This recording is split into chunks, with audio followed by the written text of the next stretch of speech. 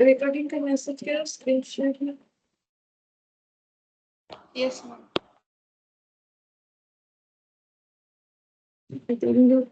जो है पार्टनरशिप का डेथ पढ़ रहे थे, जिसमें ये वाला कंसेप्ट मैंने बोला था लास्ट क्लास भी कि जैसे हम लोगों ने रिटायरमेंट में देखा था सेम वैसा ही है, सिर्फ नाम अलग है। तो यहाँ जो एग्जांपल्स है उसी से हम समझा दे रहे हैं, क्योंकि सेम चीज है, बस नाम अलग है। और बस इतना फर्क है कि वहां रिटायरमेंट होने से सरेंडर वैल्यू मिलता है, यहाँ पर सरेंडर वैल्यू नहीं, क्योंकि डेथ है तो ऑलवेज क्या मिलेगा, पॉलिसी वैल्यू मिलेगा। ठीक है, तो ये बताने के बाद इलास्ट्रेशन 1 हम लोगों ने किया था लास्ट क्लास में, इलास्ट्रेशन 2 करेंगे। तो बोला है यहाँ पर कि पार्टनर लोग अगर जेल पे ले रहा है, ज्वाइंट लाइफ पॉलिसी ले रहा है, तो उस केस में 3 मेथड होता है। वहां भी 3 मेथड मैंने लिखवाया था। एक है प्रीमियम मेथड, तो प्रीमियम मेथड ही जो है वो है हम लोग का treated as an expense. Surrender value method का मतलब है जेएलपी एज एन एसेट। और जॉइंट लाइफ पॉलिसी और रिजर्व मेथड का मतलब हो जाएगा JLP as an asset and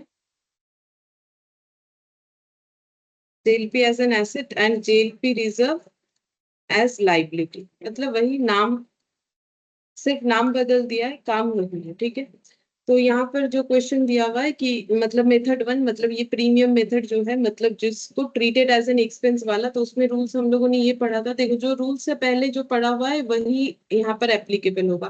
तो अगर हम लोग प्रीमियम को एक्सपेंसेस की तरह सिर्फ सिर्फ और सिर्फ एक्सपेंसेस की तरह ट्रीट करते हैं, तो एक्सपेंस पेमेंट दिखाते हैं, फिर जो है उसे पीएल में चार्ज करते हैं। और जब हमें सरेंडर वैल्यू मिलता था, क्योंकि वो रिटायरमेंट वाला केस था, तो हम लोग सरेंडर वैल्यू रिसीव करते। बाकी अगर देखा जाए तो ये चीज मैंने वहां पर एग्जांपल में डाइट वाला भी कंसेप्ट लेके बता दिया था, जो मैंने पूरा अपना एग्जांपल से सारा चीज बताया था।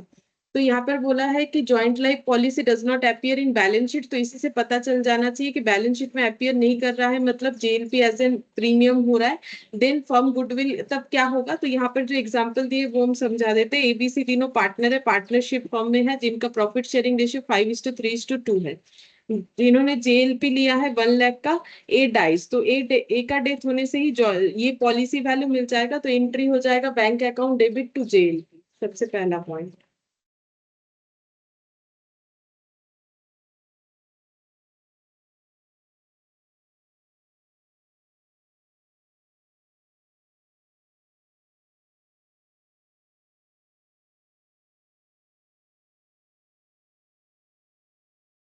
सबसे पहला हो जाएगा bank account debit to JLP.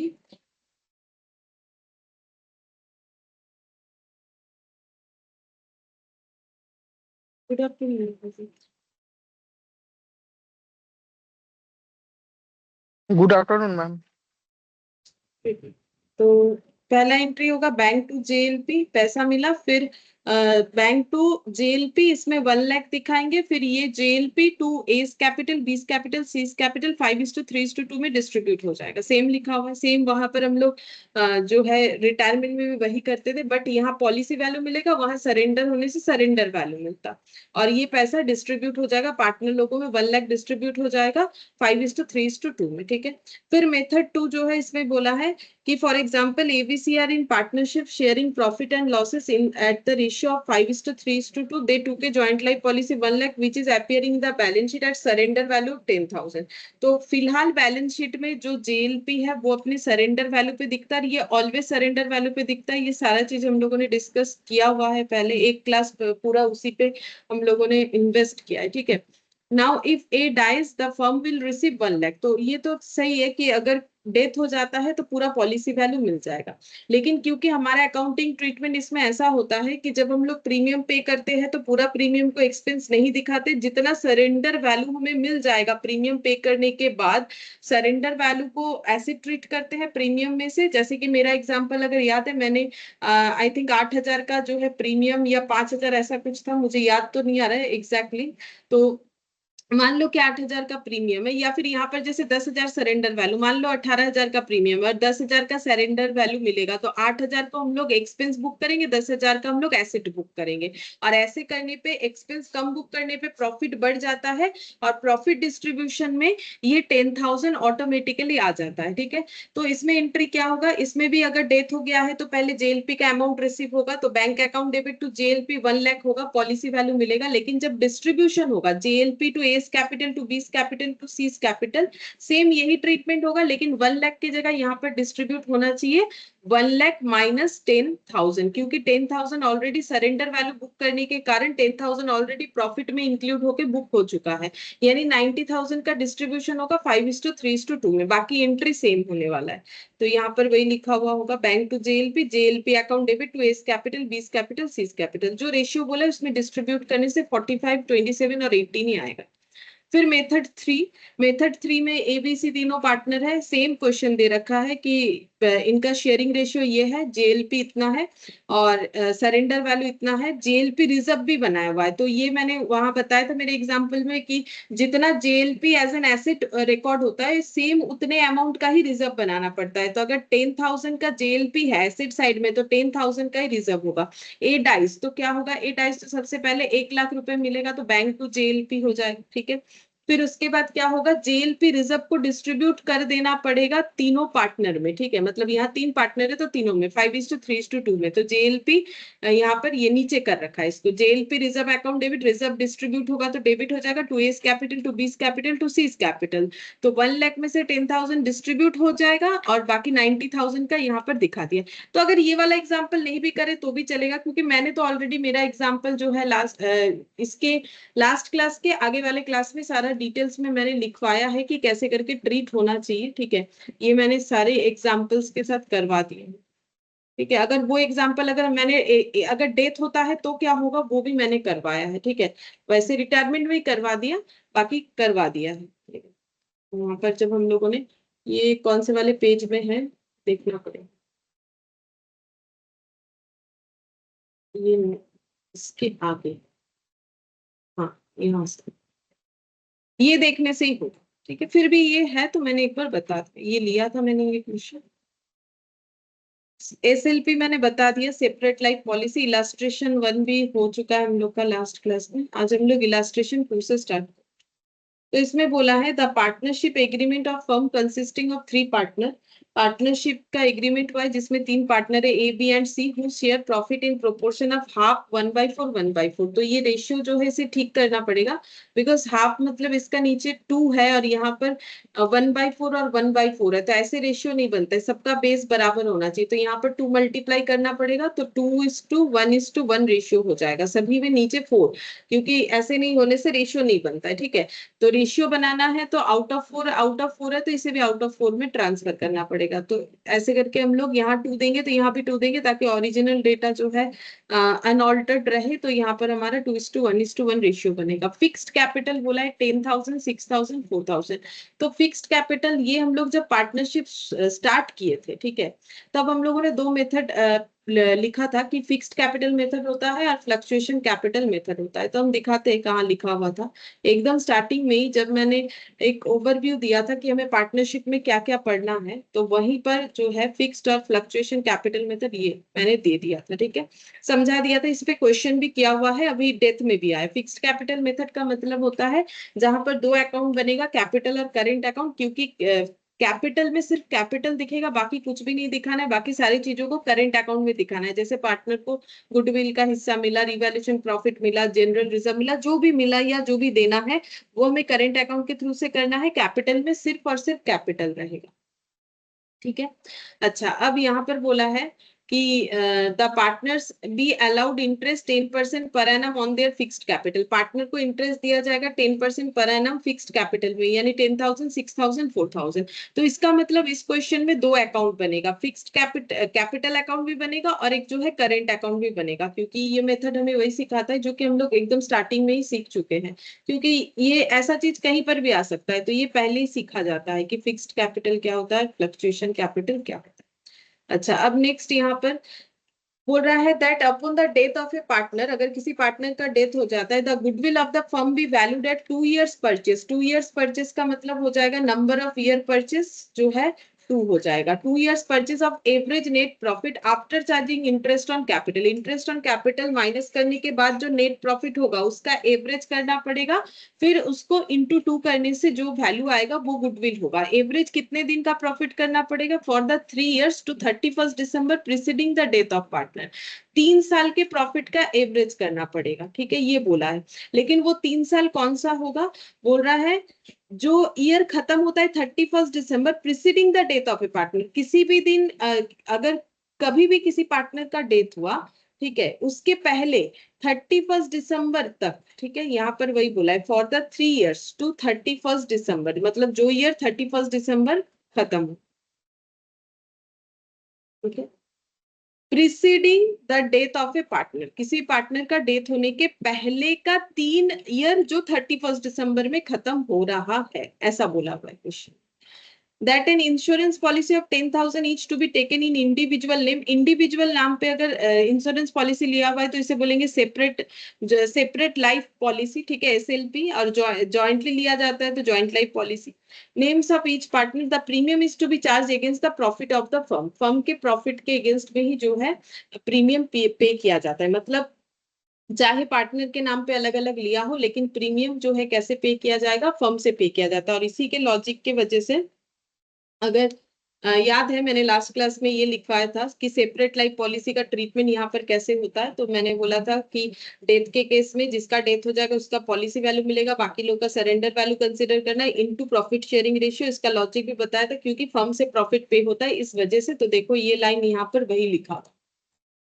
फिर नेक्स्ट बोला है upon the death of a partner he is to be credited with share of profit interest on capital etcetera. तो जैसे किसी पार्टनर का डेथ हो जाता है तो उसे क्या मिलता है? शेयर ऑफ प्रॉफिट मिलता है, इंटरेस्ट ऑन कैपिटल, जो कि कैलकुलेट किया जाएगा upon 31st December following his death, ठीक है, 31st December तक following his death. That the share of partnership policy and goodwill be credited to the deceased partner as on 31st December following his death। बोल रहा है कि partnership जो policy है, मतलब जो सेपरेट लाइफ पॉलिसी है या फिर गुडविल जो भी पार्टनर को मिलेगा उसका भी कैलकुलेशन सेम वैसे ही होगा 31st December following his death. That the partnership books be closed annually on 31st December। इनका जो ईयर एंड होता है वो 31st December को होता है। ये सब कंडीशन बता दिया कि अगर किसी पार्टनर का डेथ हो जाए तो ये पार्टनरशिप फर्म ने क्या क्या रूल्स रेगुलेशन सोच रखा है कि क्या करना है।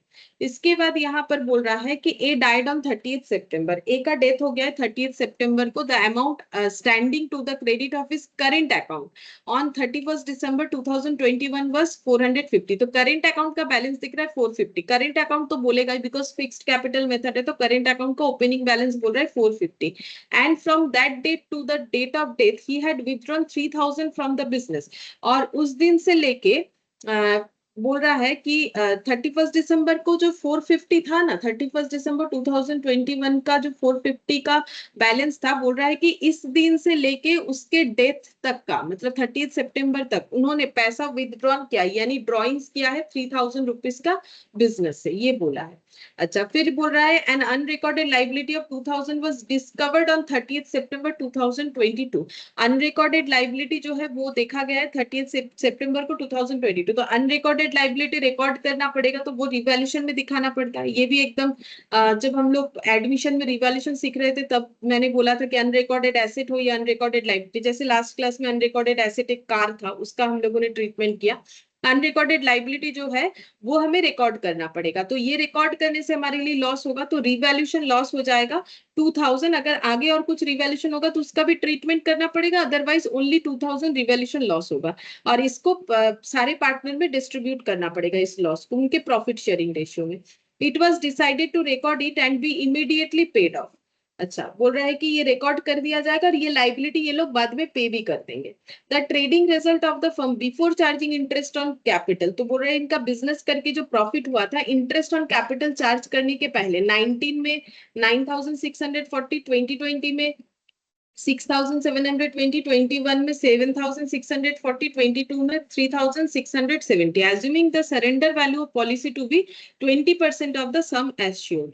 बोल रहा है कि सरेंडर वैल्यू जो है वो कितना होगा, 20% ऑफ सम एश्योर्ड। अब सरेंडर वैल्यू क्यों बोल रखा है, क्योंकि सेपरेट लाइफ पॉलिसी है। सेपरेट लाइफ पॉलिसी में जिस पार्टनर का डेथ हो जाता है उसका शेयरिंग निकालने के लिए हमें पॉलिसी वैल्यू चाहिए उस पार्टनर का, और बाकी लोगों का सरेंडर वैल्यू चाहिए। ये देखो, ये मैंने लास्ट क्लास में बताया था एग्जाम्पल लेके एबीसी। ठीक है, तो इसीलिए यहाँ पर 20% ऑफ सम एश्योर्ड। अब सम एश्योर्ड क्या होता है, पॉलिसी वैल्यू का ही दूसरा नाम होता है सम एश्योर्ड। मतलब जो एश्योरेंस रहता है कि इतना पैसा मिलेगा पॉलिसी कंप्लीट होने पे। ठीक है, तो बोला है कि 20% of the sum assured surrender value. Prepare an account showing that the amount due to as legal representative as on 31 दिसंबर 2022। हम लोग को ये बताना है कि जो ए का लीगल रिप्रेजेंटेटिव है, क्योंकि ए का डेथ हो गया तो वो तो मतलब पैसा थोड़ी ना वो लेने आएगा अपना ऐसे, तो वो अपने उनके बदले उनका लीगल रिप्रेजेंटेटिव या एग्जीक्यूटर्स होते हैं जो कि ये लेने आते हैं। तो वो उनको 31 दिसंबर 22 में हमें कितना पे करना है ये पूछा गया है। ठीक है, तो इसके लिए हमें सबसे पहला बात है क्या क्या अकाउंट बनाना पड़ेगा। तो एक तो एज करेंट अकाउंट बनाना पड़ेगा, क्योंकि करेंट अकाउंट के थ्रू से ही हम लोग पे करेंगे, क्योंकि ये फिक्स्ड कैपिटल मेथड दिया है। पहला तो पॉइंट ये है, एज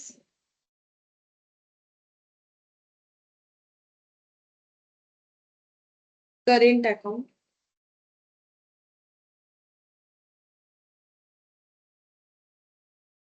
फिर बनाएंगे एज कैपिटल,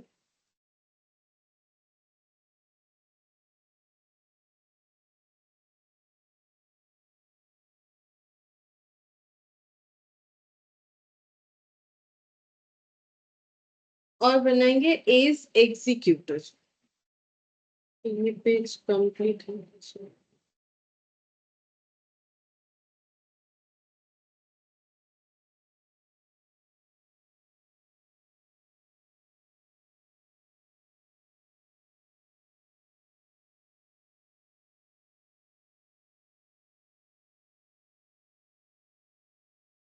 अच्छा, तो सबसे पहले करंट अकाउंट में हम लोग बैलेंस लिखेंगे, जैसे कैपिटल अकाउंट में दिखाते रिटायरिंग पार्टनर का डिटेल्स। तो ये ए है, इसका करंट अकाउंट का बैलेंस है 450। तो यहाँ पर लिखेंगे बाई बैलेंस बीडी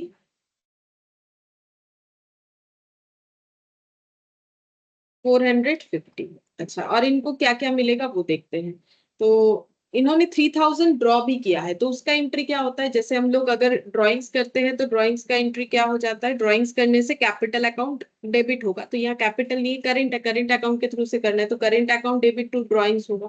तो इन्होंने ड्राइंग्स किया है तो उतना पैसा नहीं मिलेगा। ये हम लोग कैलकुलेट कर रहे हैं ना कि ए को क्या देना पड़ेगा। तो ए का जो भी करेंट अकाउंट का बैलेंस है 450 वो उनको मिलना चाहिए, लेकिन उन्होंने ड्राइंग्स किया 3000 तो उतना कट हो जाएगा। ठीक है, इसके अलावा उन्हें क्या मिलेगा, ये जो 2000 है ये रिवैल्यूएशन लॉस है। ठीक है, तो फिर रिवैल्यूएशन लॉस का हिस्सा लेना पड़ेगा। तो यहाँ पर लिखेंगे टू रिवैल्यूएशन लॉस। ठीक है, कितना हो जाएगा, 2000 रिवैल्यूएशन लॉस है, इसमें ए का हिस्सा निकालने से ही होगा। ठीक है, अब ए का हिस्सा कितना होगा, ए का हिस्सा हो जाएगा हम लोग का जितना उनका प्रॉफिट शेयरिंग रेशियो है। ए का प्रॉफिट शेयरिंग रेशियो हम लोगों ने इस रेशियो को ठीक किया था, तो यहाँ आता 2:1:1, मतलब 2/5। तो ये हो जाएगा 2/5 हो गया, 2:1:1, 4 हो रहा है, 2/4 हो रहा है, 2/4 मतलब 1000 हो जाएगा। फिर रिवैल्यूएशन लॉस के बाद और क्या मिलेगा,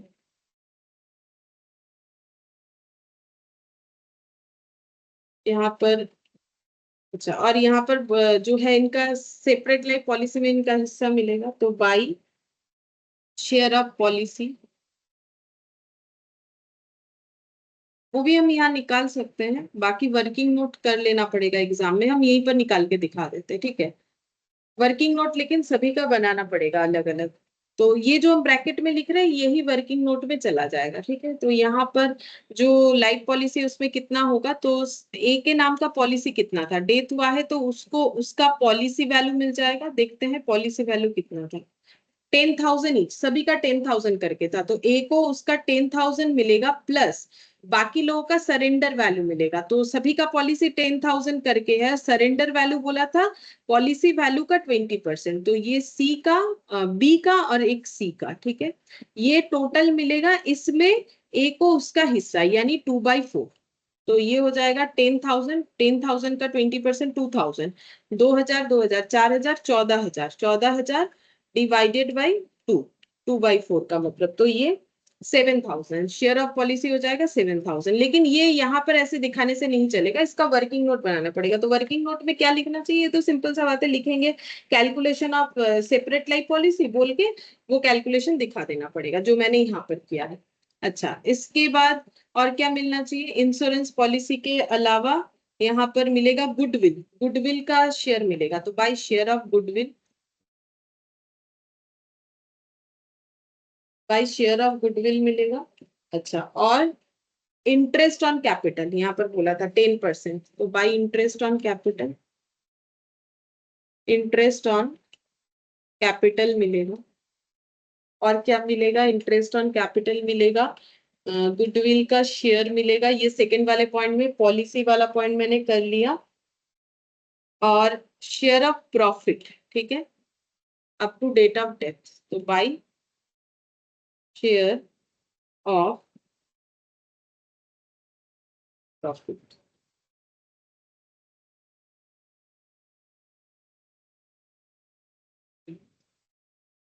अब इतना सारा चीज तो यहाँ होगा नहीं, कुछ का तो मुझे जो है वर्किंग नोट बनाना ही पड़ेगा, तो दिखा देते हैं यहाँ पे। तो सबसे पहले वर्किंग नोट नंबर 1 कर देते हैं, calculation of interest on capital. Capital पे कितना इंटरेस्ट मिलेगा, ठीक है। तो सभी को अपने फिक्स्ड कैपिटल पे इंटरेस्ट मिलता है, तो ए को कितना मिलेगा, 10% मिलेगा फिक्स्ड कैपिटल पे। ए का कैपिटल था 10,000, तो 10,000 is interest on capital, 10,000 into 10%, लेकिन 10% तो पर एनम है पूरे साल का। तो इनको कितना मिलेगा, तो सीधा बात है, इनका ये जो ऑर्गेनाइजेशन है, पार्टनरशिप है, इनका ईयर जैन से लेकर दिसंबर तक का चलता है, ठीक है। अब देखेंगे कि ए का डेथ कब हुआ था, तो वो नीचे हमें बता रखा था, ए का डेथ हुआ था 31st ऑफ नहीं, ये रहा 30th ऑफ सितंबर 22 को। तो हम यहाँ पर करते हैं 30th ऑफ सितंबर 22 को, ठीक है। तो इसका मतलब ये 22 और ये भी ईयर मुझे 22 लिखना चाहिए। इसके आगे का इंटरेस्ट तो सारा पे हो चुका होगा, उसमें तो कोई प्रॉब्लम नहीं है। अब ये ईयर स्टार्ट हुआ था, अचानक से यहाँ पर इनका डेथ हो गया, तो इसका मतलब यहाँ से लेके यहाँ तक जितना टाइम पीरियड हो रहा है उतने टाइम पीरियड का इंटरेस्ट देना पड़ेगा। तो जैन, फेब, मार्च, अप्रैल, मई, जून, जुलाई, अगस्त, सितंबर, ये हो जाएगा 9, 9 by 10,000 into 10% into 9 divided by 750।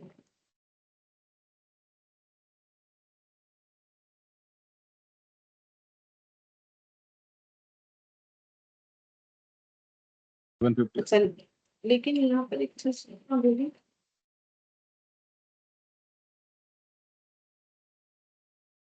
upon the death of a partner he is to be credited with his share of profit, interest on capital etc calculated। But यहाँ पर देखो, वैसे 9 मंथ्स ही होना चाहिए, बट यहाँ एक पॉइंट बोला है कैलकुलेटेड। ये पॉइंट हमें क्योंकि क्वेश्चन बोला है फॉलो करना है, कैलकुलेटेड अपॉन 31st दिसंबर फॉलोइंग हिज डेथ, मतलब अप टू 31st दिसंबर तक ही हमें कैलकुलेट करना है, फॉलोइंग हिज डेथ, उस जिस टाइम पे डेथ हुआ है उस टाइम से लेके 31st दिसंबर तक फॉलो करते हुए जितना टाइम होगा उतने पूरे। देखो नॉर्मली इतना ही हमें इंटरेस्ट देना पड़ेगा क्योंकि उन्होंने इतना दिन काम किया, लेकिन क्वेश्चन हमें बोल रहा है कि फॉलोइंग हिज डेथ जब 31 दिसंबर कंप्लीट होगा तब तक का पूरा इंटरेस्ट देना पड़ेगा, ये पॉइंट टू बी नोटेड था। तो अब क्वेश्चन अगर हमें कुछ बोलेगा तो देन हमें क्वेश्चन फॉलो करना पड़ेगा, लेकिन नॉर्मली जो मतलब नॉर्मल जो सिचुएशन है उसके हिसाब से जो जितना दिन काम करेगा उतने दिन का ही इंटरेस्ट मिलेगा, ठीक है। अगर उस जब डेथ हो जाएगा उसके बाद अगर वो उसका कैपिटल रहेगा नहीं बिजनेस में तो उसे क्यों इंटरेस्ट मिलेगा, नहीं मिलेगा।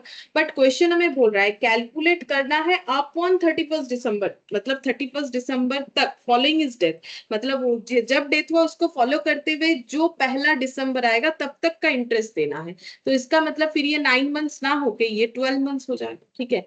तो ये वाला कैलकुलेशन हमारा सही है। तो दोनों चीज याद रखना, एग्जाम में ये भी आ सकता है, ठीक है, कि हमें ये चीज बोला ही नहीं, अगर क्वेश्चन में ये पॉइंट नहीं बोला जाता, ये वाला पॉइंट, ये जो पॉइंट है कि कैलकुलेट अपॉन 31 दिसंबर फॉलोइंग हिज डेथ, तो हम लोग को सिंपल जितना दिन डेथ के पहले जितना दिन उनका पैसा इन्वॉल्व था उतने दिन का ही इंटरेस्ट देना चाहिए था। अब क्योंकि क्वेश्चन में ये बोला है तो हम 9/12 नहीं कर सकते, तो मुझे क्या करना पड़ेगा, 12/12 भी कर,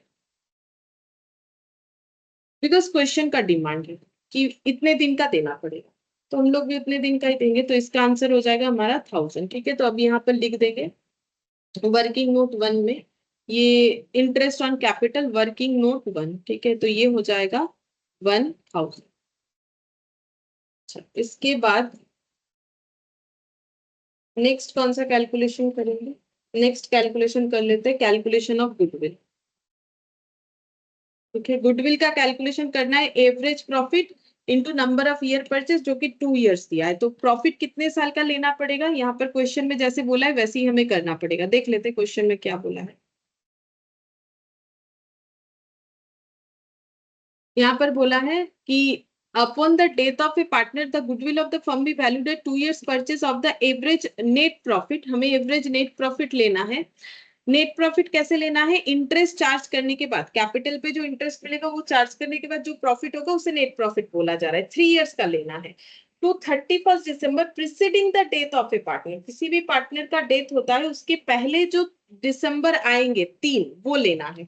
तो यहाँ पर वो भी हम लोग ड्रॉ करके समझ लेते हैं एक बार। तो डेथ हुआ है, ये वाला डेथ है, डेट 30th of September 2022, ठीक है। तो इसके पहले का जो 3 दिसंबर है वो हमें लेना है, ठीक है। इसके पहले जो 3 इयर्स जो दिसंबर में कंप्लीट हो रहा है तो वो लेना पड़ेगा। तो 22 के पहले दिसंबर क्या आएगा, ये इसका दिसंबर कब खत्म होता, 31 दिसंबर 2022 में, ठीक है, इस साल।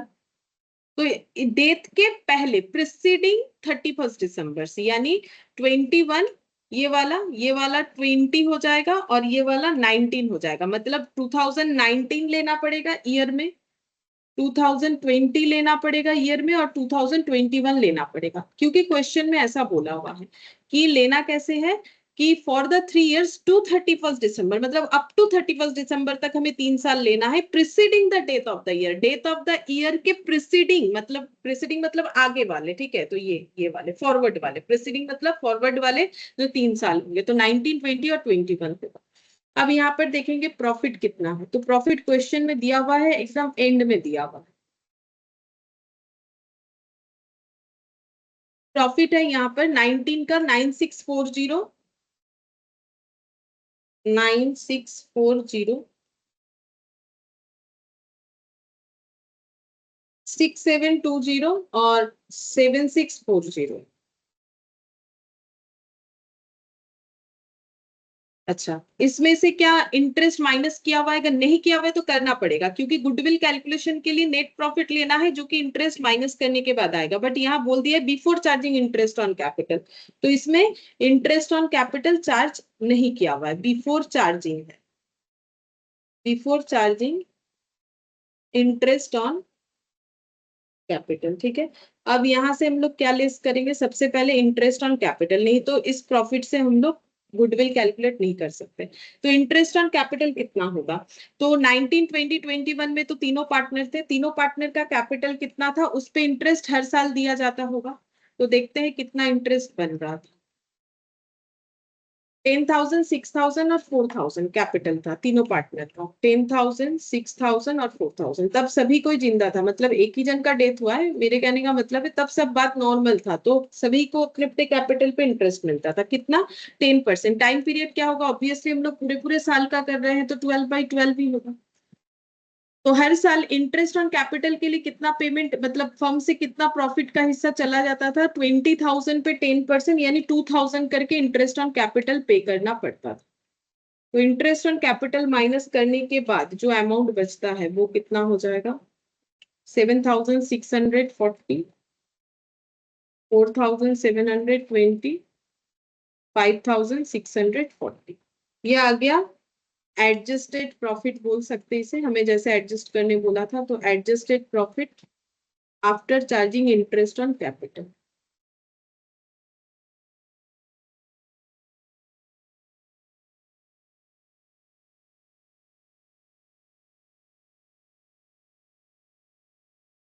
अब इसका एवरेज प्रॉफिट निकालेंगे, तो 7,640, 4,720, 5,640 divided by 3। 7,640 plus 4,720 plus 5,640 divided by 3, तो ये हो गया 6,000। 6,000। 6,000 हम लोग का एवरेज प्रॉफिट हुआ। अब गुडविल निकालने के लिए average profit into number of year purchase, जो कि क्वेश्चन में गिवन होता है, 2 दिया हुआ है, तो ये हो जाएगा 12,000। अब ये गुडविल हम लोगों ने क्यों निकाला कि जो डिजिस्ट पार्टनर है उनको कितना मिलेगा इसके लिए, तो ए का शेयर, जो कि डिजिस्ट पार्टनर है, तो ए का शेयर ऑफ गुडविल कितना हो जाएगा?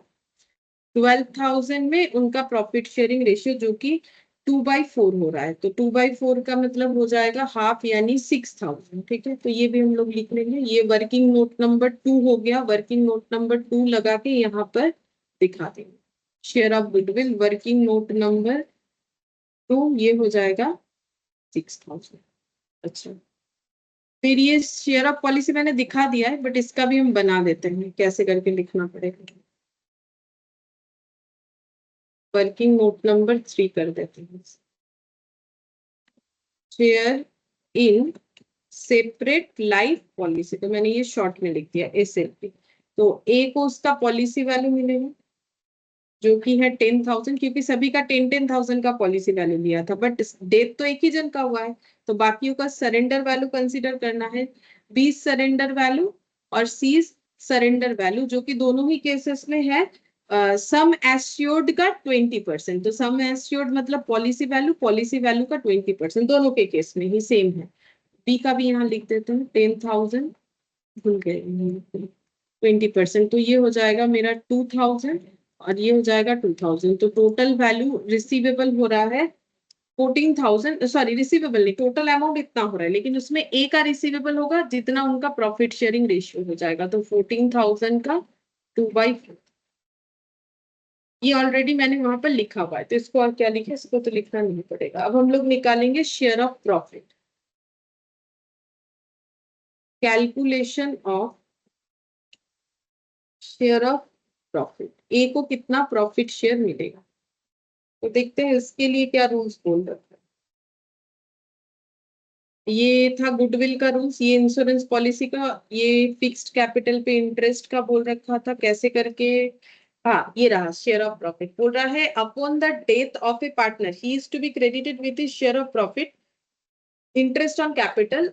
कैलकुलेट करना, अच्छा दोनों को ही 31 दिसंबर तक उस साल में कैलकुलेट करके दिखाना है, मतलब जैसे इंटरेस्ट का रूल्स है वैसा ही सेम प्रॉफिट का भी रूल्स है। ठीक है, तो यहाँ पर देखते हैं कि कौन से ईयर में डेथ हुआ, तो डेट है 30 सितंबर 22, तो हम यहाँ पर एक बार ड्रॉ कर लेते हैं।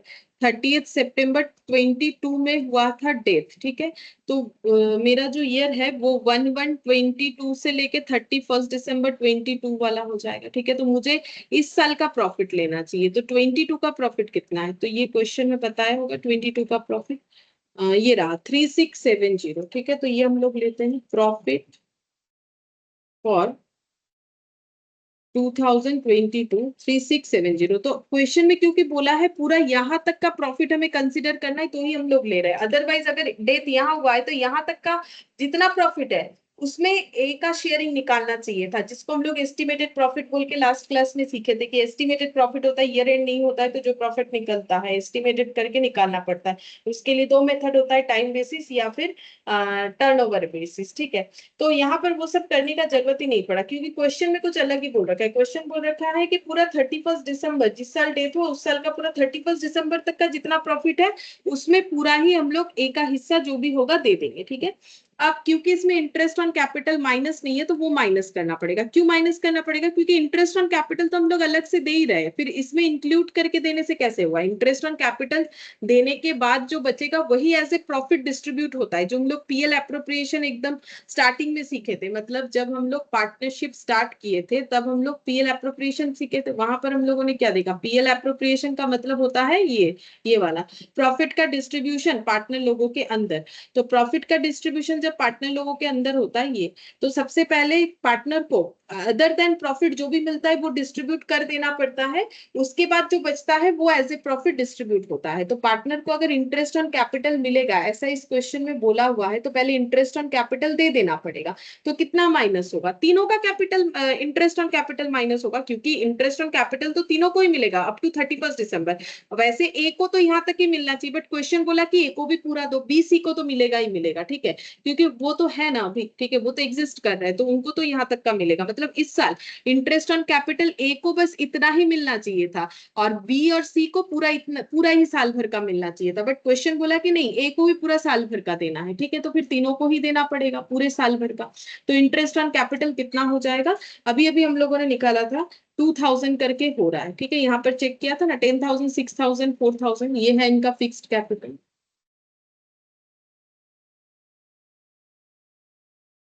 इस पे 10% इंटू 12 तो 2000।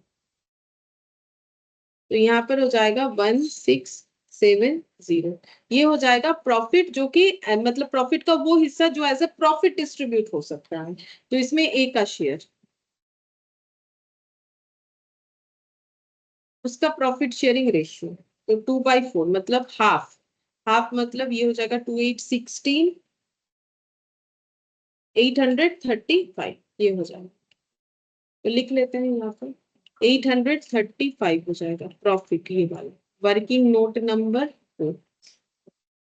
835 ये हो गया। सभी लिख लिया हम लोगों ने। रिवैल्यूएशन लॉस ये यहीं पर करके दिखा दिया है। रिवैल्यूएशन लॉस को हम करके दिखाएं, ठीक है, दिखाई देते हैं जब सारा चीज दिखाई।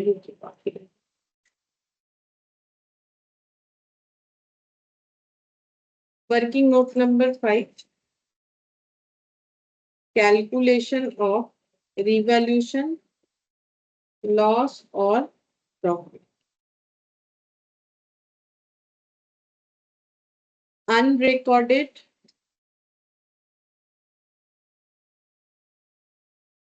liability 2000, recorded तो लॉस इज, लाइबिलिटी रिकॉर्ड हो रहा है तो लॉस है इन रिवैल्यूएशन, इन रिवैल्यूएशन अकाउंट, या फिर अकाउंट बना के भी लिख सकते हैं। एक ही डेटा लिखना पड़ेगा टू अनरिकॉर्डेड लाइबिलिटी, फिर बाय रिवैल्यूएशन लॉस, फिर सभी पार्टनर में डिस्ट्रीब्यूट करना पड़ेगा। हमें तो एक का शेयर चाहिए तो एक का शेयर निकाल लेते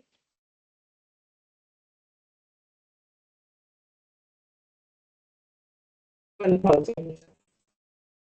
तो ये तो ऑलरेडी लिखा हुआ है, बस अब हम लोग कैलकुलेशन कर लेंगे। ठीक है, तो यहाँ पर टोटल करेंगे कि ए को क्या क्या मिलेगा। तो ए को अपना 450 रुपीज का करेंट अकाउंट में जो बैलेंस है वो मिलेगा। पॉलिसी के वजह से 7000 मिलेगा। गुडविल के वजह से 6000 मिलेगा। ठीक है, 1000 इंटरेस्ट ऑन कैपिटल मिलेगा और प्रॉफिट का शेयरिंग 835 मिलेगा। तो टोटल 15,285 मिलना चाहिए, लेकिन उन्होंने ड्रॉइंग्स किया था 3000 को, तो उतना कम मिलेगा और रिवैल्यूएशन का लॉस भी उन्हें एक्सेप्ट करना पड़ेगा, तो फिर 1000 कम मिलेगा। तो एक्चुअली मिलेगा 11,285, 11,285। ये हो गया करेंट अकाउंट में टोटल इतना बैलेंस। ठीक है, मतलब करेंट अकाउंट में ये बचा हुआ बैलेंस जो कि इन्हें मिल जाएगा, तो यहाँ पर लिखेंगे टू बैलेंस, ये वाला ट्रांसफर करना पड़ेगा, transfer to A's capital account. ये कैपिटल अकाउंट में ट्रांसफर होगा क्योंकि करेंट अकाउंट के हिसाब से तो ये सारा चीज मिलेगा, क्योंकि पार्टनर को जो भी मिलेगा अदर देन कैपिटल वो सब यहाँ पर लिखना पड़ेगा करेंट अकाउंट में। लेकिन उनका कैपिटल भी तो है, फिक्स्ड कैपिटल, वो भी मिल जाएगा क्योंकि डेथ हो गया है, तो एग्जीक्यूटर आएगा तो सारा चीज लेके जाएगा। तो एग्जीक्यूटर बोलेगा ठीक है, करेंट अकाउंट तो मुझे समझ में आ गया कि 450 उनका बैलेंस था, ये सब मिला, ये लॉस और ये ड्रॉइंग्स की वजह से ये इतना हुआ। लेकिन कैपिटल भी तो उन्होंने दिया था बिजनेस में, फिक्स्ड कैपिटल जो कि था डिमांड के हिसाब से 10,000। ए का शायद 10,000 कहाँ गया, ये रहा 10,000। तो 10,000 भी लेगा इनका एग्जीक्यूटर। तो एग्जीक्यूटर बोलेगा 10,000 और ये ट्रांसफर करने बोला है, तो by current account cross posting हो जाएगा 11,285। तो टोटल कितना हो जाएगा 21,285, इतना मिलेगा। तो ये हो जाएगा to balance transfer to A's executor, क्योंकि ये एग्जीक्यूटर को जाएगा तो ये एग्जीक्यूटर के नाम पे लिखना पड़ेगा। 21,285 ये ए के एग्जीक्यूटर को चला जाए। अब ए का एग्जीक्यूटर अकाउंट बनाया है मैंने, तो वहां पर लिख देते हैं by A's capital, cross posting यहाँ पर लिख देंगे by A's capital, by A's capital account 21,285। ये एक एग्जीक्यूटर को जाएगा। अच्छा, अगर हम लोग पे कर देंगे तो उसमें लिखेंगे टू बैंक, लेकिन पे करेंगे ऐसा तो कुछ क्वेश्चन में बोला नहीं है कि हम लोग पे कर रहे हैं कि नहीं कर रहे हैं कि बाद में करेंगे, ठीक है, ऐसा तो कुछ बोला नहीं है। तो फिर हम लोग क्या करेंगे इसमें, टू बैलेंस सीडी बोल के लिख रहे हैं कि ये हमें एक एग्जीक्यूटर को बाद में पे कर देगा।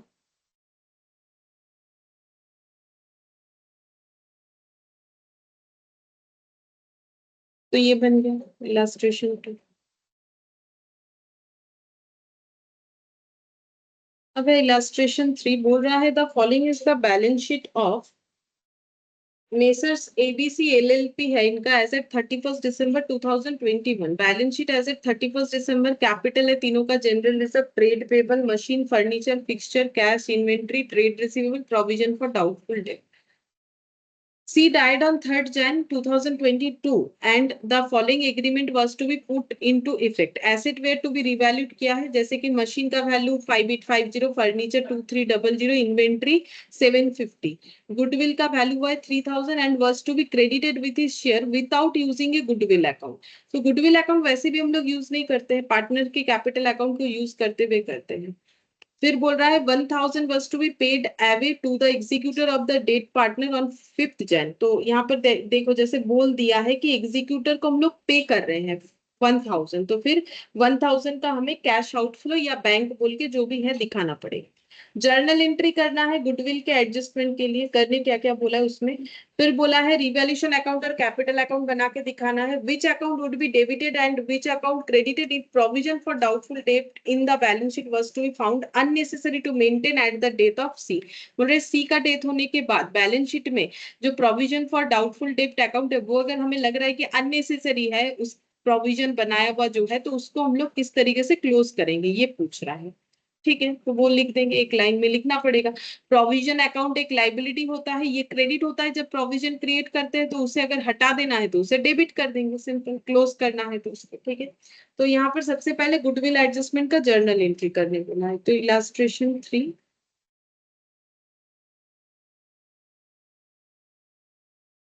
डेट पर्टिकुलर्स डेबिट क्रेडिट, देखते हैं। 3rd Jan को डेथ हुआ है, तो 3rd Jan को इसका मतलब एंट्री करना पड़ेगा गुडविल का। अच्छा, तो गुडविल का कितना वैल्यू है वो देखते हैं। गुडविल का वैल्यू बताया है, गुडविल 3,000 है, तो 3,000 कौन देगा, 3,000 में जिसका डेथ हुआ है उसका शेयर निकालना पड़ेगा, तो सी का हुआ है तो 2 C's कैपिटल होगा। और कंपेंसेट गेनिंग पार्टनर करेगा। तो बीइंग गुडविल एडजस्टेड ऐसा एंट्री होना चाहिए, बीइंग गुडविल एडजस्टेड। अच्छा, इसमें दोनों पार्टनर का डेबिट होगा कि नहीं वो तो जब हम लोग वर्किंग नोट बनाएंगे तब पता चलेगा। ठीक है, बना लेंगे, पहले बाकी अकाउंट के लिए जगह बना लेते हैं कि जो भी हमें क्रिएट करने भूला, जैसे कि रिवैल्यूएशन अकाउंट और कैपिटल अकाउंट। तो इसके लिए जगह लगेगा, काफी सारा रिवैल्यूएशन था तो इतना जगह रखें। फिर बनाएंगे कैपिटल अकाउंट, पार्टनर्स कैपिटल। मैंने फिलहाल सिर्फ कैपिटल अकाउंट के लिखते हैं।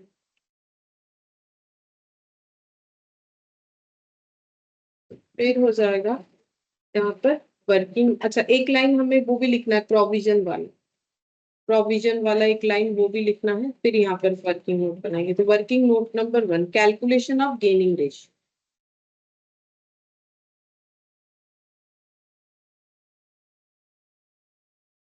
तो ए बी सी तीनों पार्टनर है। ओल्ड कितना है, न्यू प्रॉफिट शेयरिंग रेशियो कितना। तो यहाँ पर ओल्ड प्रॉफिट शेयरिंग रेशियो है,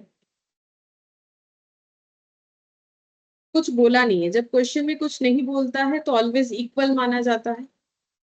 तो 1:1:1 मतलब 1/3 1/3 1/3।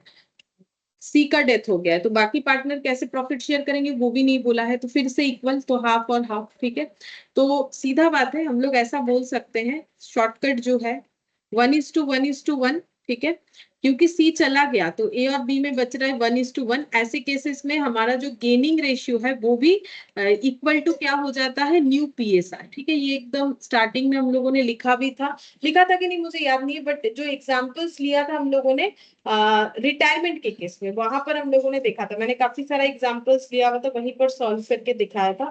तो जो गेनिंग रेशियो होता है वही न्यू पीएसआर हो जाएगा, मतलब 1:1 हो जाएगा, मतलब दोनों ही गेनिंग पार्टनर है। तो सीधा बात है, यहाँ पर जो एंट्री हो जाएगा वो सीज कैपिटल गुडविल का 1/3 हिस्सा सी को मिलना चाहिए, जो कि है 3000। 3000 का 1/3 सी को मिलना चाहिए, जो कि 3000 का 1/3 यानी कि 1000 हो जाएगा। और ये 1000 आधा आधा ये दोनों यानी 500 500 में शेयर कर रही है। ये हो जाएगा एस कैपिटल डेबिट, बीज कैपिटल अकाउंट डेबिट। तो ये हो जाएगा 1000 into half gaining ratio, 1000 into half compensate करेंगे। तो ये हो गया 500 500। तो पहला आंसर जो इन्होंने बोला था कि गुडविल का एंट्री करो वो हो गया। अब हम लोग रिवैल्यूएशन अकाउंट बनाएंगे। तो रिवैल्यूएशन में बोला है कि मशीन को 5850 बोला है, बाई नहीं बोला है। मशीन को 5850 से बढ़ाना नहीं है, 5850 तक बढ़ाना है, टू बोला है। ठीक है, तो मशीन का वैल्यू पहले कितना था, 5000 था, तो 850 से बढ़ाना है इसका मतलब, तो मशीन क्रेडिट हो जाएगा। बाई मशीन यहाँ पर 5850 माइनस, सॉरी मशीन डेबिट हो जाएगा, मैंने गलती से क्रेडिट बोल दिया। मशीन अकाउंट डेबिट होगा ना, मशीन बढ़ रहा है, एसेट बढ़ने से डेबिट होता है। तो ये 5850 तक बढ़ाना है तो 850 से इंक्रीमेंट करना है। अच्छा, फिर यहाँ पर नेक्स्ट बोला है फर्नीचर को भी 2300 तक लेके जाना है। तो पहले कितना था, 2800, मतलब कम कर देना है, तो फर्नीचर क्रेडिट हो जाए। जो फर्नीचर 2800 का है उसे 2300 तक लेके जाना है, मतलब 500 से कम करके दिखा। अच्छा, फर्नीचर के बाद इन्वेंट्री 750 तक लेके जाना है, ये भी 2 लिखा हुआ था, तो इन्वेंट्री 950 से 750 हो जाएगा, मतलब कम हो जाएगा, तो क्रेडिट होगा ऐसे।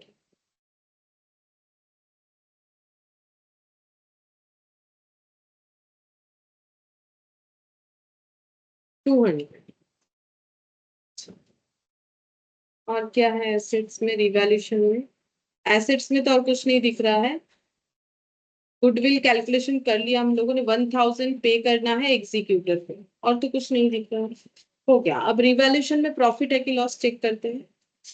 तो प्रॉफिट है 850 का, टोटल है इधर 700 हुआ, मतलब 150 का प्रॉफिट है, ये प्रॉफिट डिस्ट्रीब्यूट हो जाएगा तीनों पार्टनर में। To revaluation profit transfer to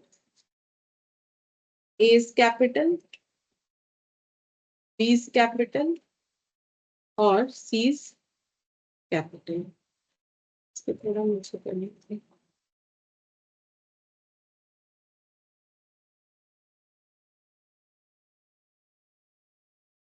profit sharing ratio तो इक्वल है, 1/3 1/3 1/3, मतलब 3 से डिवाइड करने से 50 50 50 कितना हो जाएगा 150। अच्छा, अब कैपिटल अकाउंट बनाएंगे। कैपिटल अकाउंट में ABC, तो कैपिटल में बैलेंस देखते हैं कितना है तीनों का।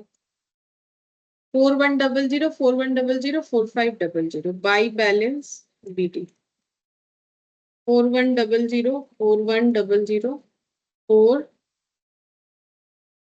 4500 बाई जनरल रिजर्व। यहाँ एक जनरल रिजर्व था, वो डिस्ट्रीब्यूट होना चाहिए 1500, सभी में डिस्ट्रीब्यूट होगा इक्वल रेशियो में 1:1:1। 1500 मतलब 1500 बाई 3 यानी कि 500 करके सभी का। अच्छा, और रिवैल्यूएशन प्रॉफिट डिस्ट्रीब्यूट हो जाएगा बाय रिवैल्यूएशन प्रॉफिट 50 करके सभी का। अच्छा, और ये गुडविल का एंट्री यहाँ पर पोस्ट होगा, तो by A's capital by B's capital.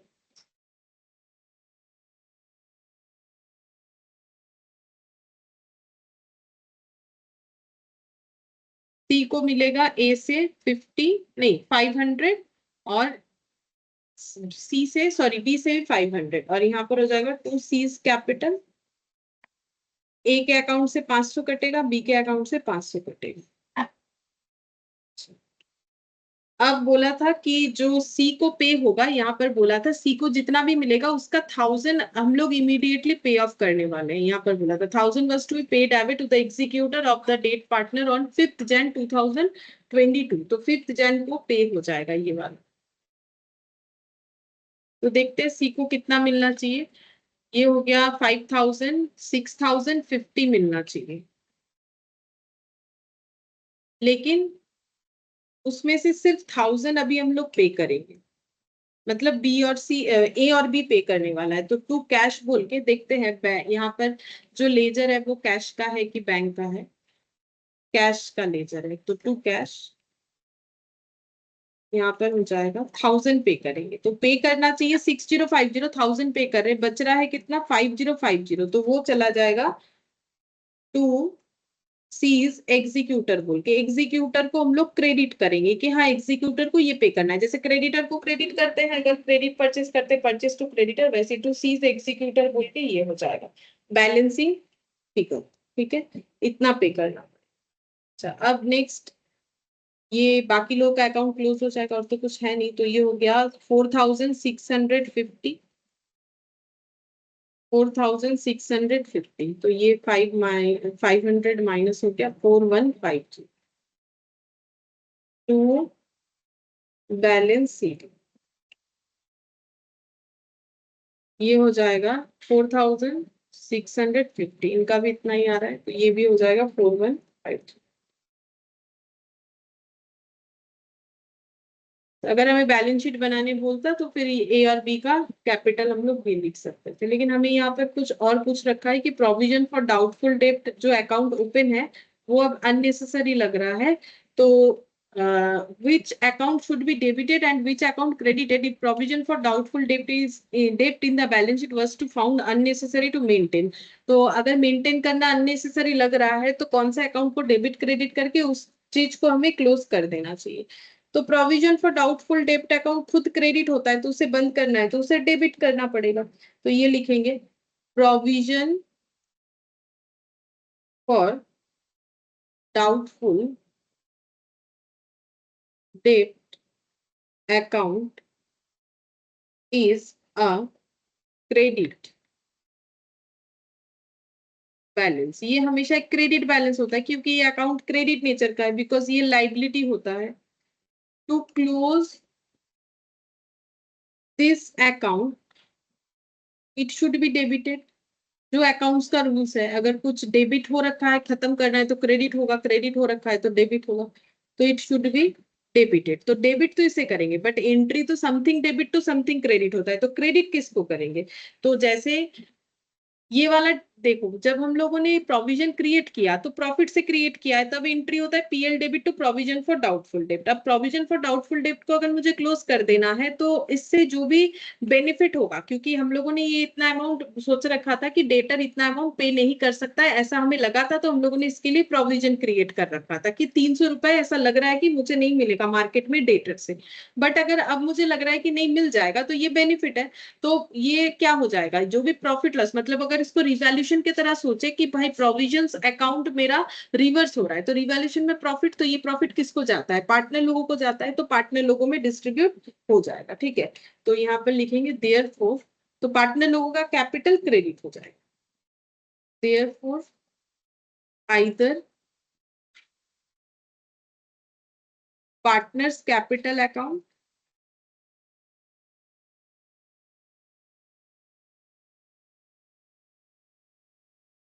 जिसमें तीनों का नाम आएगा ए बी एंड सी, क्योंकि ये बैलेंस शीट में प्रोविजन तब दिख रहा है जब सी भी जो है, मतलब सी भी था, ठीक है, सी का डेथ नहीं हुआ था, तो इसीलिए therefore either partners capital account और revaluation account is to be credited, is to be credited. हम लोग रिवैल्यूएशन अकाउंट को क्रेडिट करके रख सकते हैं, या फिर उसके बाद नेक्स्ट स्टेप में पार्टनर्स लोगों के कैपिटल में भी उस प्रॉफिट को डिस्ट्रीब्यूट कर सकते हैं। ठीक है, तो पूरा भी कर सकते हैं कि पहले रिवैल्यूएशन में दिखा दिया बाय प्रोविजन फॉर डाउटफुल डेब्ट बोल के, फिर जो प्रॉफिट हुआ वो पार्टनर लोगों में डिस्ट्रीब्यूट हो जाएगा, तो वही चीज लिखा हुआ है। तो लेकिन एक चीज ध्यान रखना है, ए बी सी तीनों में होगा, ऐसा नहीं है कि सी का डेथ हो गया तो नहीं होगा, क्योंकि ये प्रोविजन तब क्रिएट हुआ था जब सी जिंदा था। ठीक है, तो इसका मतलब इसका बेनिफिट लॉस जो भी होता है, जो भी चीज का, तो जितने दिन जो पार्टनर रहते हैं उसका बेनिफिट या लॉस जो भी है वो सभी को मिलता है, तो सी को भी इसका बेनिफिट मिलना चाहिए।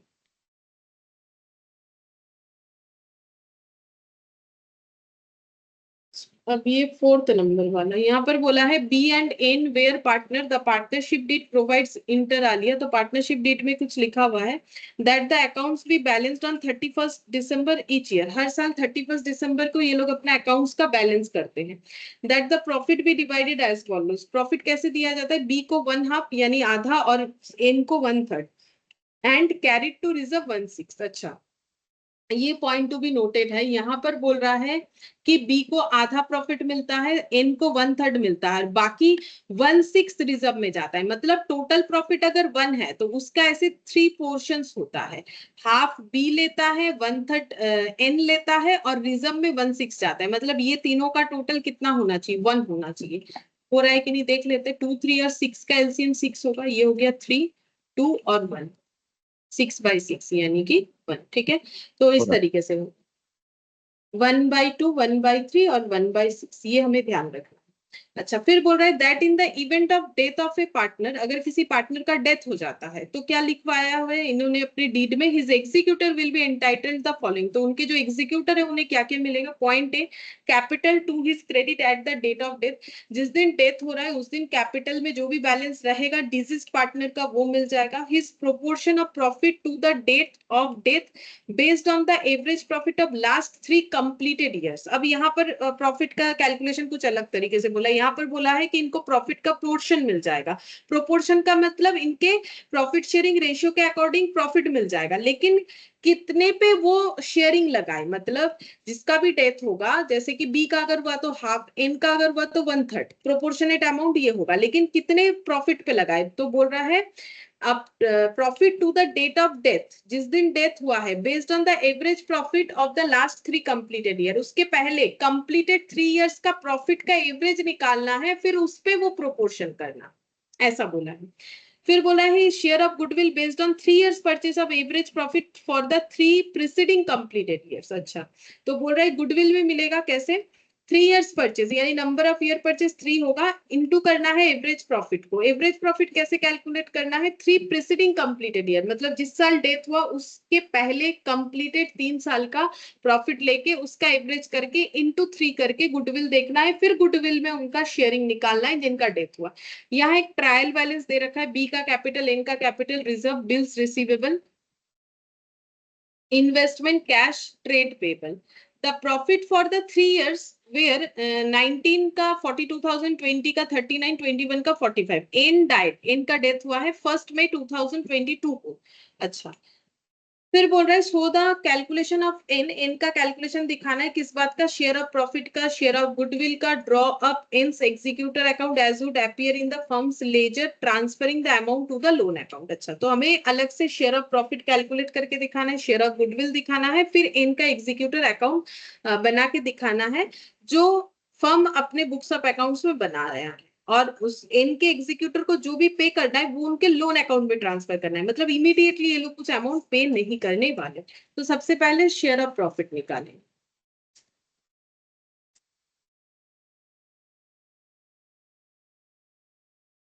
Calculation of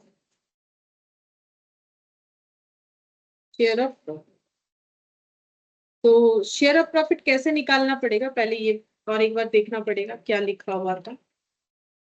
share of profit बोला था कि his proportion of profit to the date of death based on the average profit of the last 3 completed year। तो date of death कौन सा है, यहाँ पर देखते हैं, डेट ऑफ डेथ है 1 मई 2022। तो यहाँ पर हम थोड़ा ड्रॉ करके दिखाएंगे, 1 मई 22 ये है, इस दिन डेथ हुआ है, ठीक है। अब इसके पहले 3 कंप्लीटेड ईयर्स ले लें। अब ईयर कैसा है, फाइनेंशियल, मतलब कैलेंडर वाला है कि फाइनेंशियल, तो ये देख के पता चल रहा है जब 19, 20 और 21 लिखा हुआ है तो ये कैलेंडर ईयर को बता रहा है, ठीक है। तो इसका मतलब जिस साल डेथ हुआ वो 2022 है, तो क्योंकि ये जैन में स्टार्ट हुआ होगा और ये खत्म होने वाला था दिसंबर में, ठीक है। तो इसके पहले का 3 साल 1, 2 और 3, ठीक है। तो फिर ये अगर 22 है तो फिर इसके आगे 21, 20 और 19, तो फिर 3 साल हम लोग का 19, 20, 21 हो जाएगा, ठीक है। तो ईयर ले लेंगे यहाँ पर,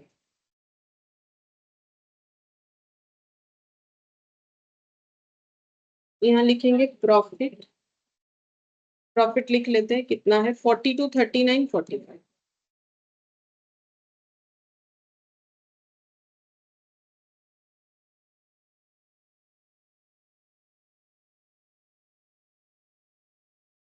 अच्छा, अब इसका कैलकुलेशन कैसे करना है देख लेते हैं।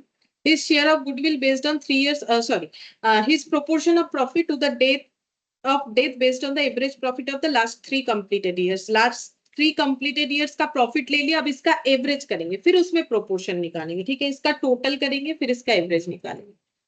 टोटल प्रॉफिट 42, 45 और 39, तो 42, 45 और 39, तो ये बन जाता है 1,26,000 एवरेज प्रॉफिट। 1,26,000 डिवाइडेड बाई 3 कर दिया, डिवाइडेड बाई 3 42,000। अब इसमें ए का शेयरिंग, ए ना, ए नहीं सॉरी, एन, एन का डेट हुआ है, तो यहाँ पर हो जाएगा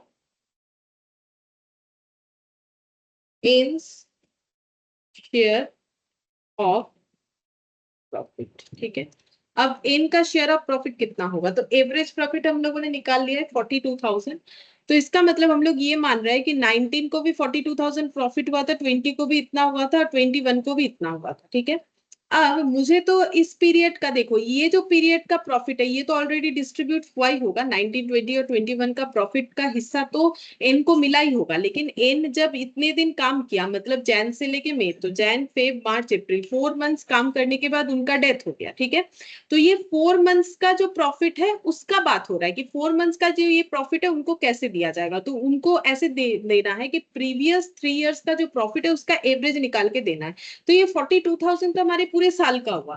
लेकिन ये प्रीवियस वाले क्वेश्चन की तरह नहीं था कि following the date of death हमें 31 दिसंबर तक जो है प्रॉफिट देना है या 31 दिसंबर तक जो भी इंटरेस्ट ऑन कैपिटल है देना है। यहाँ पर ऐसा नहीं बोला है। तो यहाँ पर नॉर्मल रूल्स जो है वो लगाना चाहिए कि जितना दिन वो जिंदा थे उतने दिन के प्रॉफिट में उनका राइट्स है, तो उतने दिन के प्रॉफिट में जो मतलब जो भी शेयरिंग होगा वो मिलेगा। मतलब 42,000 पूरे 12 मंथ्स का प्रॉफिट है, जिसमें इन्होंने 4 मंथ्स तक का प्रॉफिट में इनका कंट्रीब्यूशन रहा, तो 4 मंथ्स का प्रॉफिट जितना होगा उसमें एन का हिस्सा इनको मिलेगा। तो एन का जो रेशियो है वो कितना है, 1/3। अगर हम लोग 1/3 लगाएंगे तो इसमें आंसर गलत आएगा। क्यों आएगा वो हम बताते हैं। यहाँ पर लिखना पड़ेगा हमें 2/5। हम समझा देते हैं क्यों होगा 2/5 क्यों हुआ वो हम बता देते। पहले कैलकुलेशन एक बार दिखा देते। 42,000 डिवाइडेड बाई 12 इंटू 4। पहले हम इसका मतलब समझा देते। ये 14,000 हुआ। मतलब एवरेज प्रॉफिट के अकॉर्डिंग जिस साल एन का डेथ हुआ उस साल एन ने 4 ही महीना काम किया उस ईयर में, उसके बाद उनका डेथ हो गया, तो 4 महीने का प्रॉफिट मिलेगा। तो अब ये दिमाग में क्वेश्चन अगर आ रहा है किसी को भी कि फिर प्रीवियस वाले क्वेश्चन में ऐसा क्यों नहीं हो, क्योंकि क्वेश्चन खुद बोल रहा था कि following the date of death जो दिसंबर आ रहा है उतने दिन तक का कैलकुलेट करना है, बट यहाँ पर ऐसा नहीं बोला है। तो लॉजिकल जो है जितने दिन उन्होंने काम किया उतने दिन का ही मिलेगा, उसके बाद तो काम उन्होंने किया ही नहीं, तो फिर क्यों मिलेगा। तो प्रॉफिट हो जाता है यहाँ पर 14,000। ठीक है, अब ये 14,000 में इनको उनका शेयरिंग मिलेगा जो कि 2/5 आ रहा है। अब रहा बात ये 2/5 क्यों हुआ वो हम बता देते हैं और कैलकुलेट कर लेते हैं 5,600। अब ये 2/5 क्यों होगा, क्योंकि प्रॉफिट शेयरिंग रेशियो यहाँ पर हम समझा देते हैं। यहाँ पर भी समझा सकते हैं। ये हो जाएगा हाफ, कलर चेंज कर, ये हो जाएगा हाफ और 1/3 और रिजर्व है 1/6। ठीक है, तो ये 1/2 है, ये 1/3 है। तो इसका मतलब मुझे अगर इस रेशियो को सही करना है तो मुझे सभी जगह पे यहाँ पर बेस में 6 लाना पड़ेगा। मतलब मुझे बी एन और रिजर्व में अगर रेशियो निकालना है तो सभी का बेस मुझे 6 करना पड़ेगा। तो यहाँ 2 से मल्टीप्लाई करेंगे, यहाँ 3, तो ओरिजिनल डेटा तो बिगड़ जाएगा। तो इसीलिए न्यूमरेटर डिनोमिनेटर में सेम डेटा से मल्टीप्लाई करना है ताकि ओरिजिनल डेटा हैम्पर ना हो। तो ये हो गया 3:2, यहाँ पर रिजर्व का 1 हो जाएगा। ठीक है, तो 3:2:1। तो अगर बी और एन का रेशियो चाहिए दैट इज 3:2 हो जाएगा। तो एन का हो गया 2/5, 2 डिवाइडेड बाई 3 प्लस 2, 2/5, और बी का अगर होता तो 3/5। तो इस तरीके से निकालना है। तो ये 2/5 ऐसे हुआ। तो इसका एक हम वर्किंग नोट बना देते हैं कैसे करके। यहाँ छोटा सा एक वर्किंग नोट बना देते हैं, ऊपर बना पाते तो ज्यादा बेटर। ये तो सोल्यूशन है, ठीक है, नीचे एंड में बना देंगे। ठीक है, कि ये रेशियो कैसे निकलेगा। ये तो सोल्यूशन है क्योंकि ये हमें पूछा था कि प्रॉफिट कितना मिलेगा। तो ये हमारा सोल्यूशन ए हो गया, 1 हो गया शेयर ऑफ प्रॉफिट। फिर बोला है share of goodwill, calculation of share of goodwill. तो उसका भी रूल्स बोला होगा कि कैसे गुडविल कैलकुलेट करना है, तो वैसे ही हम लोग करेंगे जैसा क्वेश्चन हमें बोलेगा। तो देखते हैं, his share of goodwill based on 3 years purchase of average profit for the 3 preceding completed years। तो 3 preceding completed years तो यही हो रहा है। ठीक है, इसका प्रॉफिट भी इसका एवरेज भी हम लोग निकाल चुके हैं, कितना है 42,000। तो ऑलरेडी एवरेज निकाल चुके हैं तो हम दोबारा नहीं निकाल रहे, सेम यही चीज करना है। एवरेज प्रॉफिट आ जाएगा हम लोग का 42,000, यहाँ पर ब्रैकेट में लिख देते हैं अकॉर्डिंग टू सोल्यूशन 1। ठीक है, सोल्यूशन 1 के अकॉर्डिंग यही वाला आएगा।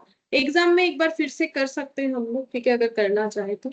गुडविल हो जाएगा 42,000 into number of year purchase जो कि 3 बोल रखा है, तो 3 2 6 3 4 12, तो ये हो जाएगा 1,26,000। तो इसमें एन का शेयर, एन्स शेयर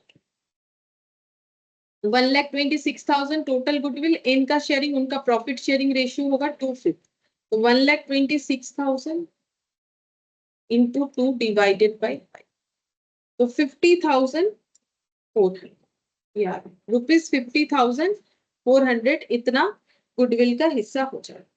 तो ये सेकंड वाला आंसर आया, कैलकुलेशन ऑफ गुडविल। इसके बाद बोला है यहाँ पर, और क्या बोला है नीचे बोला है यहाँ पर शेयर ऑफ गुडविल। अच्छा, ड्रॉ एन्स एग्जीक्यूटर अकाउंट। ठीक है, इसके बाद एंस executor act.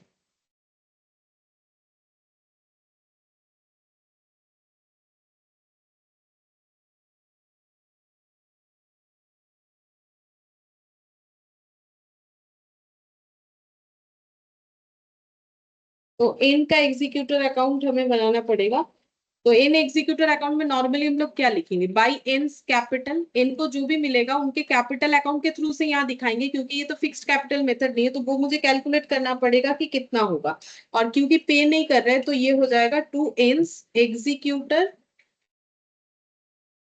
Loan account, executor's loan account. ठीक है, ये आंसर होगा, बट ये मुझे निकालना पड़ेगा, तो उसके लिए हम लोग बनाएंगे वर्किंग नोट। ठीक है, तो वर्किंग नोट बनाएंगे जहां पर हम बना लेते हैं एन का कैपिटल, कि एन को क्या क्या मिलेगा। यहाँ पर करेंट अकाउंट या कैपिटल अलग अलग नहीं बन रहा है, बिकॉज ये फिक्स्ड कैपिटल मेथड है, ऐसा बोला नहीं है क्वेश्चन में हमें। बाई बैलेंस बीडी, इनका जो भी कैपिटल है वो इनको मिलेगा, और प्रॉफिट मिलेगा, गुडविल मिलेगा। तो इनका कैपिटल कितना है, 60,000, रिजर्व है 30,000, उसमें उसका हिस्सा मिलेगा। बाई रिजर्व कितना मिलेगा, जितना प्रॉफिट शेयरिंग रेशियो है, 30,000 में 2/5, 12,000। और मैडम थोड़ा बैक गुडविल, जाएंगे क्या, हमने लिखा नहीं है मैडम। हाँ बोलिए, मैडम थोड़ा बैक कौन सा, करेंगे क्या, हम लिखा नहीं। कौन सा पॉइंट बोलिए। मैडम एंड शेयर प्रॉफिट के बाद, बस बस वहीं पे। हाँ अच्छा, वहीं वहीं पे, रुक रुक रुक। हाँ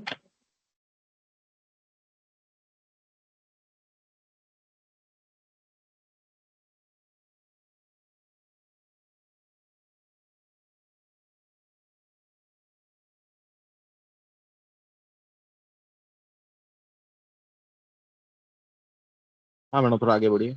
अच्छा।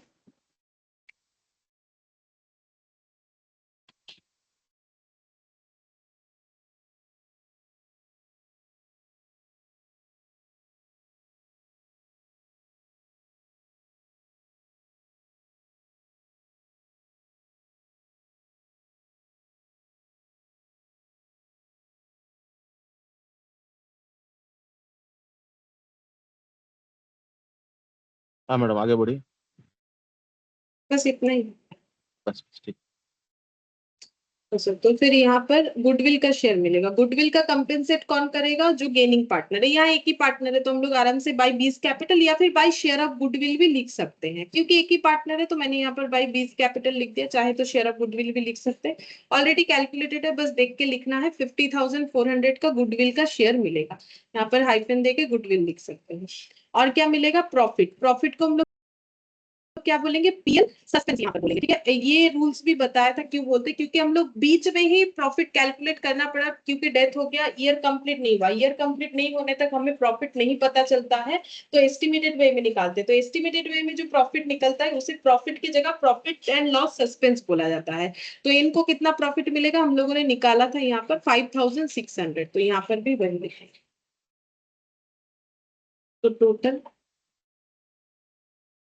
60,000 प्लस 12,000 प्लस 5,400 प्लस 5,600, तो टोटल हो गया 1,28,000।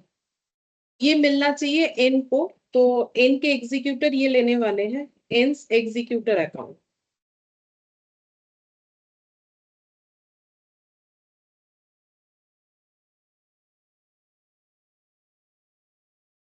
अब एग्जीक्यूटर में लिखेंगे, इसका क्रॉस पोस्टिंग करेंगे बाई एन्स कैपिटल, ये जो मेन सोल्यूशन है, यहाँ पर देख देख के 1,28,000 लिखेंगे, और लोन भी 1,28,000 का हो जाएगा, ये हो गया क्लोज।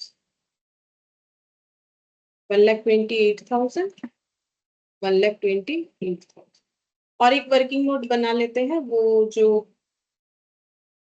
प्रॉफिट शेयरिंग रेशियो के लिए मैंने बोला वो दिखा देते हैं, वर्किंग नोट नंबर 2।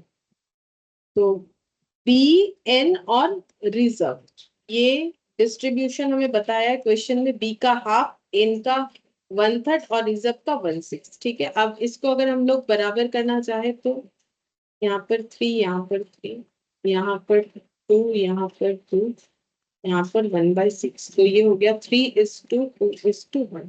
तो एन्स का शेयर, एन का शेयर हो जाएगा, जो कि हमें चाहिए क्वेश्चन में 2/5, तो इसीलिए हम लोगों ने हर जगह पे 2/5 यूज कर रखा। तो ये हो गया कंप्लीट, ठीक है। अच्छा, एक चीज और कर लेना है, यहाँ पर जो मैंने लिखा था ना इनका, यहाँ पर एक एग्जीक्यूटर अकाउंट बनाया था, तो मैंने ये टू बैलेंस शीट ही लिखा था। यहाँ तो बोला है ना कि पे नहीं किया है, तो बैलेंस शीट ही नहीं लिख के यहाँ पर लिखना पड़ेगा to A's executor loan account, ठीक है, executor's loan account, loan account ये लिखना पड़ेगा कि पे नहीं किया तो फिर एग्जीक्यूटर से लोन ले लिया, तो एज एग्जीक्यूटर में भी वही लिखना चाहिए जैसे अभी एन वाला लिखा कि to A's executor's loan account, ऐसे लिखना पड़ेगा।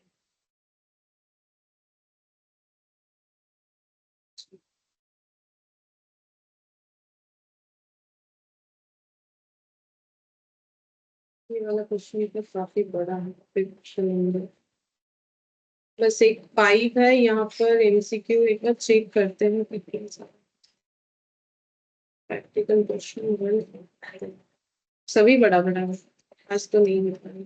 ठीक है, आज हम लोग इतना ही करते हैं, बाकी नेक्स्ट क्लास में जो बचा हुआ है वो करेंगे, देखते हैं कंप्लीट होगा, अगर नहीं भी होगा तो शायद ज्यादा से ज्यादा एक क्वेश्चन बचेगा, मुझे जो लग रहा है। ठीक है, फिर आज हम लोग इतना मैम कल क्लास रहेगा क्या?